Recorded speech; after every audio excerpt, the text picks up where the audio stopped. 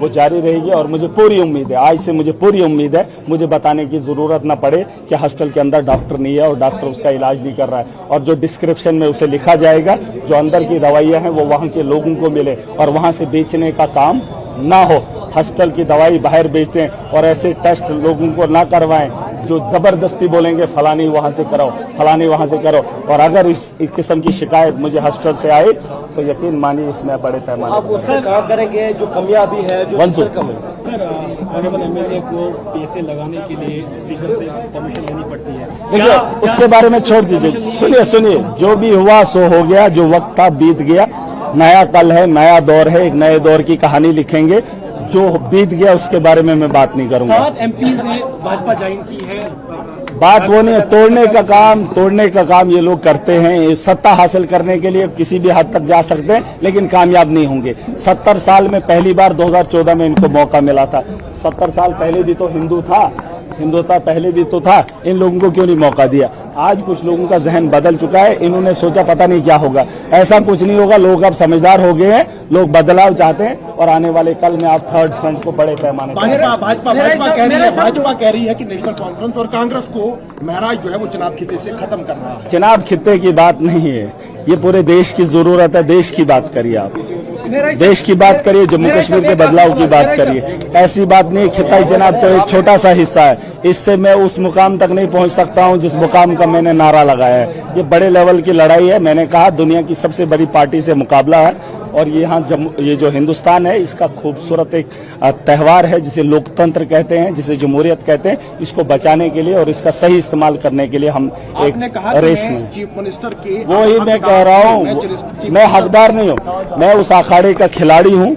अवाम अगर चाहेगी अपनी ताकत मेरे हाथों में देगी, अगर भरोसा करती है जम्मू कश्मीर के निजाम को बदलने में देर नहीं करूंगा। महराज जी काम होगा अब या फिर से आरोप लगेंगे? आरोप नहीं लगेंगे। देखिए आपके माध्यम से आप इसको काट के देना, नए लोग हैं, डीसी नया है, एसएसपी नया है, मैं भी नया हूं, जेल से छूट के आया हूं, तो यकीनन नया दौर होगा। जो देखिए सुन लीजिए, जो इनका काम है ये वो काम करें, जो इलीगल होगा उसके करने के लिए ना मैंने कभी किसी को बोला है और ना मैं बोलूंगा। जो अच्छा काम है वो करने के लिए इनको बिठाया है और मुझे नहीं लगता है, अभी मैं मीटिंग कर रहा हूं, एक बार इनसे रूबरू होकर बात करेंगे और इनके भी सुनेंगे और अपनी भी सुनाएंगे और मुझे नहीं लगता है कि आज के बाद कभी शिकायत का मौका मिलेगा। देखिए जब ये लोग अपना काम करेंगे, अगर मैं इतना ही जाहिल होता, इतना ही बदतमीज होता तो इतने दीवाने नहीं होते। कोर्ट ने मुझे आज बरी कर दिया, आपको पता है कोर्ट ने बरी कर दिया, मतलब ये है कि मैं साफ हूँ, मैं सच्चा हूँ, मैं ईमानदार हूँ। तो इनको भी समझ आ जाना चाहिए चाहता क्या है। जो मैं चाहता हूँ वो ये करें। जैसे आप भी जाएंगे हॉस्टल के अंदर, डॉक्टर होना चाहिए।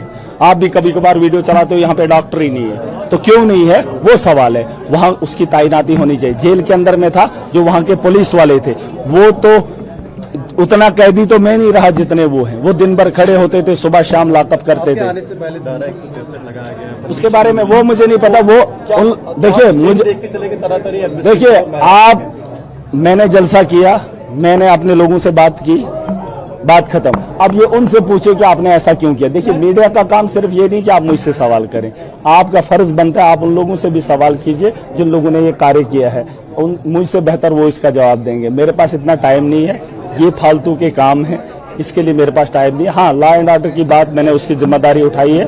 मेरी आवाम में से कभी भी कोई नागरिक या कोई आदमी इस किस्म का माहौल बनाए जिससे परेशानी हो। सच आपने बोला कि मुझे पीएसए जो है वो सकीना इत्तू में लगा है। देखिए सकीना इत्तू एक वजह बनी क्योंकि अगर हॉस्टल बेहतर होते हंगामा नहीं होता, अगर हंगामा नहीं होता तो पीएसए नहीं होता, है ना। मैंने ये नहीं कहा था हमने फौज से लड़ना है सरकार मेरा साथ दे।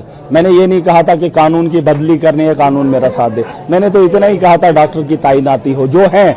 मैंने नए डॉक्टर्स की जो वेकेंट पोस्ट है उनकी बात नहीं की थी। मैंने ये कहा था जो डॉक्टर हैं वो यहाँ पे ड्यूटी नहीं करते, उनको ड्यूटी दिलाई जाए। मैंने ये जो आबिद या हमारे आईएएस ऑफिसर थे, वो हेल्थ के सेक्रेटरी थे, मैं उनके ऑफिस में जाकर मैंने सकीना इत्तू को एक चिट्ठी भी लिखी है जिसमें मैंने कहा था आप एक वार रूम बनाओ, एक एलईडी बड़ी सी एक पर्दा लगाओ अपने दफ्तर के अंदर, हर डिस्ट्रिक्ट हॉस्पिटल को अपनी आंखों के सामने रखो, कैमरे लगे हुए हैं, आप लाइव देखो जिस इलाके से, जिस डिस्ट्रिक्ट हॉस्पिटल से आपके पास कोई रिपोर्ट आती है कि वहां पे डॉक्टर नहीं है, आप खुद बैठे बैठे चेक कर सकते हो। वार रूम में एक टीम रख लीजिए, आप खुद देख लीजिए कहां पर जो है डॉक्टर काम नहीं कर रहा है। तो वो काम नहीं कर पाए, अरे वो पैसा मैं दे देता, वो एलईडी लगानी थी, कैमरे लगे हुए हैं, आज डिजिटल जमाना है, वो वहां से नजर रखेंगे तो सिस्टम साफ हो जाएगा। अब वार रूम तो मैं बना नहीं सकता, वार रूम बना सकती थी, लेकिन उन्होंने नहीं किया। 20 डिस्ट्रिक्ट हैं, 20 डिस्ट्रिक्ट में 30 हॉस्टल हैं, 30 हॉस्टल का कैमरा देखने में कौन सी बड़ी बात है, कौन सी बड़ी बात है। लेकिन ये लोग जो है काम नहीं करना चाहते हैं, ये सब लोग जो है पैसा कमाने में लगे हैं, ये किसी को ऑफ नहीं करेंगे।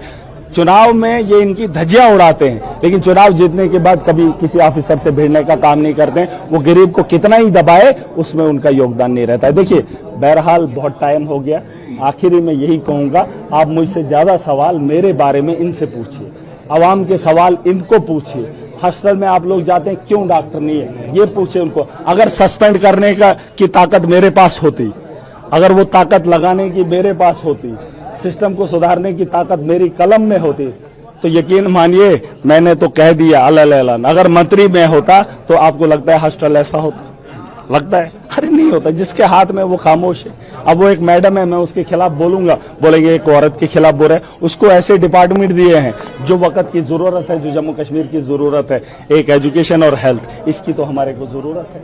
ठीक है, इसके बारे में समझने चाहिए और सबको जिम्मेदारी है। आप फोर्थ पिलर तब बनेंगे जब आप दलाली छोड़ देंगे। आप उनके घर में जाकर, ऑफिस में जाकर चाय पियेंगे, उनके साथ चुगलियां करेंगे, ऐसे कोई रिपोर्टर नहीं मानते हम। रिपोर्टर वो है जो सच्चाई बयान करे, जो हक बयान करे, जो इनके किए कराए को आवाम के सामने लाए। आवाम सब जानती है, तुम कुछ भी चला लो तुम्हारी नहीं चलेगी। मेरे खिलाफ जो वीडियो डालते थे या इनकी चाटोकारी करते थे, वो चली? वो लोगों ने सुनी?